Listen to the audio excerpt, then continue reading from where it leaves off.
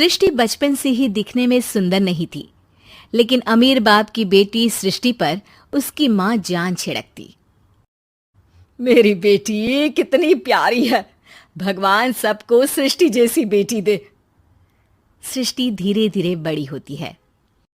एक दिन सृष्टि की सहेली कहती है, तू दिखने में कितनी अजीब सी है, लेकिन मैं जानती हूँ हम सब में सबसे अच्छी शादी तो तेरी ही होगी। तेरे पापा अमीर जो हैं। और बता नहीं सकते यार, दहेज तो हर कोई देता है, ये क्या ज्यादा ले जाएगी अपने पति के लिए? अरे बड़े शहर में कोठी है इसके पापा की। अरे पापा की है ना, कौन सी इसकी है? इसकी होती तब तो कोई भी लड़का इससे शादी कर लेता। अरे पापा की मतलब पापा की है तो मेरी ही है ना? किसने कहा? अब तेरी तो तब होगी ना जब तेरा भाई ना हो। वैसे भी शादी के बाद सारी प्रॉपर्टी भाई के नाम होती है। सृष्टि समझ जाती है कि उसे किसी भी हालत में माँ बाप की सारी प्रॉपर्टी को अपने नाम करना है, लेकिन कैसे? एक दिन सृष्टि का भाई शीनू कहता है, बहन क्या कर रही है? तुझसे एक बात करनी है। अरे हाँ हाँ करना, मैं तो तेरी बहन हूँ। बहन मेरी लाइफ में ना एक लड़की है, बहुत अच्छी है। मैं सोच रहा हूँ माँ और पापा से बात करूँ शादी के लिए। सृष्टि को समझ में आ जाता है कि भाई की शादी होते ही भाभी उसे एक दिन भी घर में बर्दाश्त नहीं करेगी। क्या बात है भाई, बताना कौन है वो? यार वो बहुत अच्छी लड़की है, पढ़ी लिखी है, मेरे साथ जॉब भी करती है। बस एक प्रॉब्लम है। हाँ प्रॉब्लम? क्या प्रॉब्लम है भाई? यार वो शादीशुदा है, लेकिन उसके पति ने उसे सिर्फ इसलिए छोड़ दिया क्योंकि उसके माँ बाप दहेज नहीं दे पाए। सृष्टि ये सुनकर न जाने क्यों खुश हो जाती है। अरे भाई तो क्या हुआ, लड़की तुझे तो पसंद है ना? शीनू को लगता है कि बहन उसे समझ रही है। वो इस बात से अनजान होता है कि उसकी बहन की मंशा पूरा घर हड़पने की है। सृष्टि अपनी माँ से कहती है, मम्मी मुझे तो बहुत चिंता है, पता है शीनू क्या कर रहा है? अरे क्या कर रहा है, वो तो काम पर जाता है और वापस घर आता है। नहीं ना माँ, वो यही तो नहीं कर रहा, बाकी सब कर रहा है। आपको पता है उससे प्यार है, और वो भी एक शादीशुदा लड़की से। हैं? ये क्या हो गया? मैं सोसाइटी में क्या मुंह दिखाऊंगी? अरे तेरे पापा तो यही कहेंगे कि मैंने ही उसे बिगाड़ दिया है। माँ देखो, मेरी बात मानो, पापा पर भी विश्वास करने की जरूरत नहीं है। अब आप ही बताओ, पापा इतनी देर घर के बाहर रहते हैं क्यों, बोलो? अरे बेटा वो तो नौकरी करते हैं ना। तू बहुत भोली है माँ। पापा का ऑफिस तो 7 बजे खत्म हो जाता है, लेकिन देखो कितनी देर से आते हैं। अरे नहीं नहीं बेटा, ऐसी कोई बात नहीं है। सृष्टि माँ को एक औरत से बात करते पिता की फोटो दिखाती है। देखो माँ, कैसे हैं पापा? मैं ना कहती थी कि पापा सही नहीं है। मैं तेरे पापा से बात करूंगी, दे फोटो मुझे। ओ माँ, वो तो डिलीट हो गई। लेकिन चल, तूने तो देख लिया ना, पापा से बाद में बात कर लेना। और हाँ, मेरा नाम बिल्कुल मत लेना। हाँ माँ। अब क्या था, सृष्टि के माँ और पिता के बीच झगड़ा होना शुरू हो जाता है। सृष्टि के मन में क्या चल रहा था कोई नहीं जानता था। एक दिन, माँ सृष्टि के लिए एक लड़का देखा है, वो लोग शाम को उसे देखने आने वाले हैं। और हाँ माँ, एक खुशखबरी, मैं और पापा मिलकर एक नया बिजनेस ट्राई कर रहे हैं। शाम को लड़का आता है, सांवले रंग का। सृष्टि को तो बिल्कुल भी पसंद नहीं आता। लड़की की माँ कहती है, लड़की का चेहरा तो कोई खास नहीं, लेकिन अगर मेरे बेटे को आप लोग सेटल कर दें तो मैं उसकी शादी आपकी बेटी से करवा दूं। सृष्टि को लड़का बिल्कुल पसंद नहीं था। उसे भाई पर गुस्सा आ जाता है। लड़के वालों के जाने के बाद कहती है, माँ देखा, शीनू मेरे लिए कैसा लड़का लेकर आया, न दिखाने लायक न सुनने लायक, सेटल भी नहीं, वो भी हम करे। अरे माँ, मैं जानती हूँ ये मेरी शादी किसी भी घर में क्यों करवाना चाहता है। अरे कैसी बात कर रही है बहन? तूने तो देखा ना, लड़के को मैंने ही मना कर दिया तुझसे शादी के लिए। जिसने लड़का बताया था उसने उसकी बहुत तारीफ की थी। बात आई गई हो जाती है, लेकिन सृष्टि का मन शांत नहीं होता। क्या करूं, कुछ समझ में नहीं आ रहा। मेरी शादी हो गई तो ये लोग पूरी प्रॉपर्टी शीनू के नाम कर देंगे, मेरे हाथ तो कुछ लगेगा ही नहीं। तभी सृष्टि को आइडिया आता है।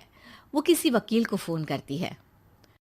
जी देखिए, अगर आपके मम्मी पापा का तलाक हो जाता है तो आपके पिता की आधी प्रॉपर्टी आपकी माँ के नाम हो जाएगी, फिर उसे वो किसी को भी दे सकती है।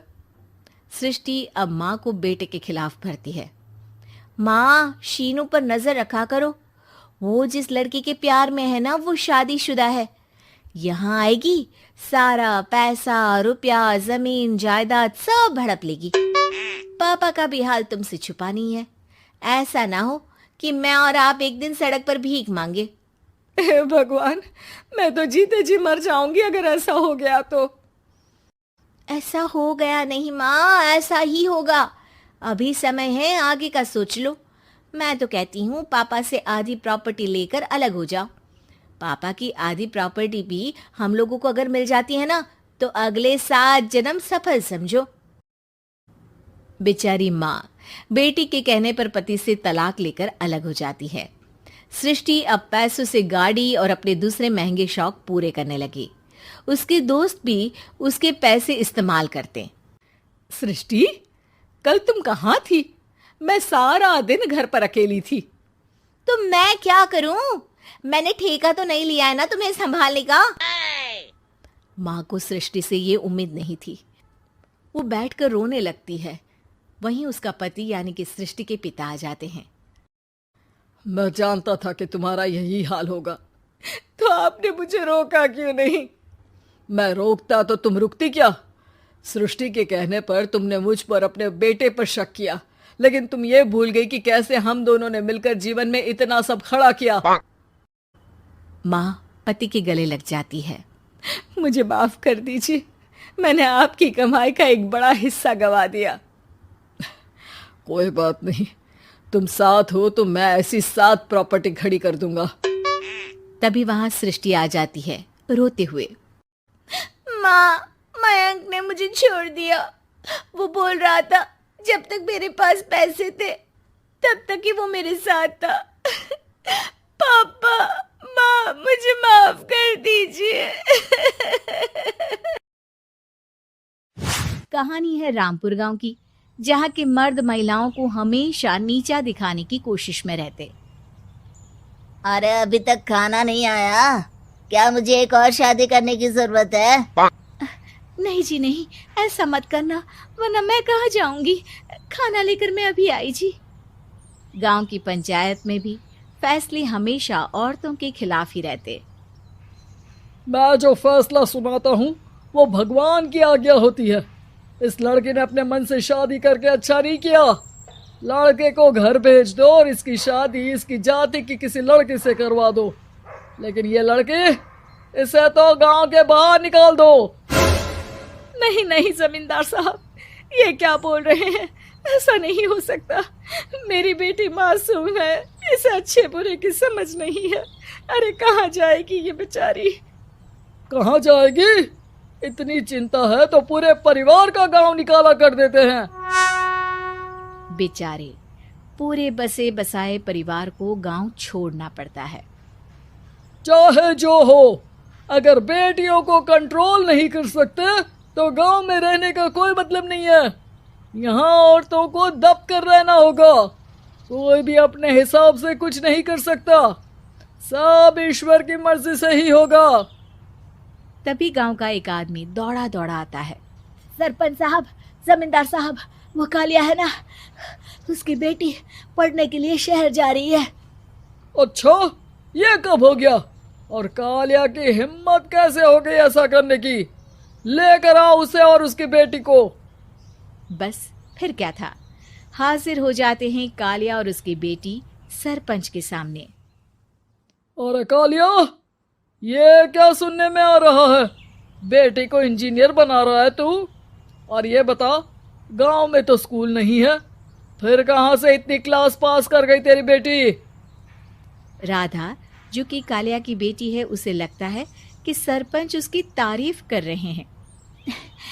सरपंच जी, मैंने ऑनलाइन पढ़ाई की है, डिस्टेंस लर्निंग से। सभी में मैंने अच्छे नंबर पाए हैं, जिसे देखते हुए शहर की इंजीनियरिंग कॉलेज में मुझे स्कॉलरशिप मिली है। वाह जी वाह, क्या होती है ये? पहले तो ये बताओ, फिर आगे की बात करते हैं। पूरा गांव राधा की बात सुन रहा था और राधा बोलती जा रही थी। तो ऐसे मैं फ्री में एक अच्छी शिक्षा लेकर गांव में जो कुछ परेशानियां हैं, जैसे बिजली, पानी और इंटरनेट जैसी समस्याओं के लिए काम करूंगी। मैं गांव को शहर से जोड़ने के लिए पुल का निर्माण करवाने का प्रस्ताव रखूंगी। मुझे पूरी उम्मीद है कि जल्द ही हमारा गांव भी तरक्की की राह पर चल पड़ेगा। राधा की बात सुनकर सारे गांव वाले ताली बजाने लगते हैं। सरपंच को समझ नहीं आता कि वो क्या करे। चुप रह नादान लड़की, गांव के खिलाफ जाने के लिए तुझे गांव से बेदखल कर दिया जाएगा, वो भी पूरे परिवार के साथ। और हाँ, अगर ठीक से गांव में रहना चाहती है तो ये पढ़ाई लिखाई छोड़ दे। हम तेरे लिए गांव का कोई होनहार लड़का देखेंगे। तभी गांव का एक आदमी बोल पड़ता है। अरे नहीं नहीं सरपंच जी, राधा बिटिया जो बता रही है, अगर वैसा हो जाए तो हम लोगों को पैसा कमाने के लिए बाहर नहीं जाना पड़ेगा। हाँ जी, और ना ही कोसों दूर पानी के लिए भटकना पड़ेगा। हमारे बच्चे भी अच्छी पढ़ाई कर सकेंगे और आगे बढ़ेंगे, ना कि हमारी तरह खेती करते बैठेंगे। क्यों गांव वालों, राधा बिटिया का साथ देना चाहिए ना। सरपंच देखता है कि गांव राधा के साथ है तो वो चुप हो जाता है। वो घर आकर अपने सलाहकार से बात करता है, जो बहुत ही चालाक किस्म का इंसान होता है। अरे सरपंच साहब, आपको बहुत ही होशियारी से काम लेना पड़ेगा। एक बार गांव तरक्की कर गया, यहाँ के बालक पढ़ लिए तो कोई ना पूछेगा आपको। और फिर ये जो बेटा और बेटी है ना आपके, इनको भी आम लोगों की तरह ही जीवन जीना होगा। हाँ, लेकिन करे तो क्या करे? वो ना आप मुझ पर छोड़ दीजिए, बस मैं जैसा बोलूं करते जाइए। अगले रोज सुबह जब गांव वाले सोकर उठते हैं तो राधा के घर के बाहर और साथ ही वो लोग जिन्होंने राधा का सपोर्ट किया था, उनके घर के आगे लाल रंग से कल आऊंगी लिखा होता है। कल आऊंगी? यह क्या होता है?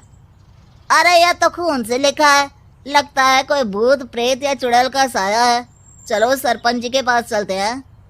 सभी सरपंच के पास जाकर उसे सारी बात बताते हैं। और ये तो बड़ी मुश्किल की बात है। चलो, मैं एक बाबा को जानता हूँ, उन्हें बुला लेता हूँ। सरपंच बाबा को लेकर गांव के घर के बाहर जाता है। ओहो, तो ये वो चुड़ैल है जो उन लोगों को निशाना बनाते हैं जो गांव को बदलने का सपना देखते हैं। वो गांव को ऐसे ही संपन्न देखना चाहती है, वो नहीं चाहती कि कोई बाहरी यहाँ का कायाकल्प करे। क्या तुम लोगों में से किसी ने गांव को बदलने की सोच रखी है? तभी राधा की माँ रोते रोते आती है। मेरी राधा घर से गायब हो गई है, अरे कोई तो बचाओ, मेरी बच्ची कहाँ गई?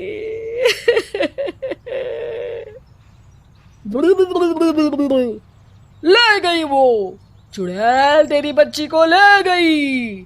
अब वो उसे श्रापित करके छोड़ेगी, उस पर चुड़ैल का साया हो जाएगा। तभी बुरी सी हालत में राधा भी वहां आ जाती है। उसके बाल चुड़ैल की तरह फैले होते हैं और कपड़ों में खून लगा होता है।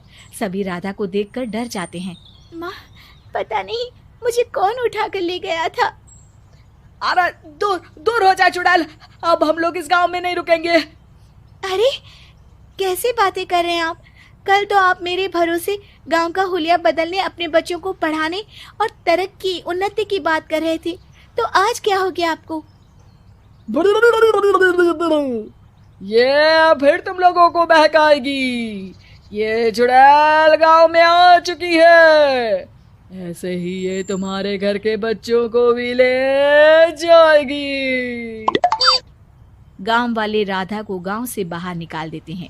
उसके माँ बाप रोते रहते हैं, लेकिन गांव वाले नहीं मानते। मैं भी अपनी बहन के साथ गांव के बाहर रहूंगा, लेकिन वो पढ़ाई नहीं छोड़ेगी। वहीं सरपंच के घर पर सलाहकार कहता है, देखा, सांप भी मर गया और लाठी भी नहीं टूटी। लेकिन अगले ही दिन सरपंच के घर के बाहर भी वही शब्द लिखे होते हैं। और फिर सरपंच की बीवी कहती है, हमारी बेटी को किसी ने अगवा कर लिया है। तभी राधा का भाई वहां आ जाता है। अरे गांव वालों, मैंने सरपंच जी की बेटी को देखा था। वो चुड़ैल उसे उठाकर ले जा रही थी। अरे क्या मजाक कर रहे हो? नहीं नहीं सरपंच जी, आप नहीं जानते। वो चुड़ैल अब आपकी बेटी में आ जाएगी, जैसे राधा के अंदर आ गई थी। तभी सरपंच की बेटी वैसी ही हालत में वहां आती है जैसे राधा आई थी। पापा, पता नहीं कैसे मैं गायब हो गई थी। चुड़ैल, इसके अंदर भी चुड़ैल का साया है, मारो इसे। अरे नहीं नहीं, इसे भी राधा के पास गांव के बाहर ही भेज दो। अरे चुप रहो, मेरी बेटी कहीं नहीं जाएगी और चुड़ैल वुड़ैल कुछ नहीं होता है। अरे कैसे बात कर रहे हो सरपंच जी? आप तो बोल रहे थे कि आपका फैसला भगवान का ज्ञान होता है, तो अपने पर बात आई तो अब आप ऐसे बोल रहे हैं। अरे ना ना ना, आपको अपनी बेटी को त्यागना ही होगा। अरे बुलाओ बाबा को। राधा का भाई बाबा को ले आता है, जिसे अब गांव वालों के डर के कारण सच बोलना पड़ता है। मैं कोई बाबा नहीं हूँ, मैं तो मोची था। ये सलाहकार महोदय ने मुझे कहा था एक्टिंग करने को। अब वो मुझे पैसे देने वाले हैं। अब मुझे माफ कर दो। गलती हो गई, मुझे माफ कर दो। तभी वहां राधा आ जाती है। देखा सरपंच जी, जब गांव के बच्चे साक्षर होंगे तो आप जैसे लोगों की चालाकी नहीं चलेगी।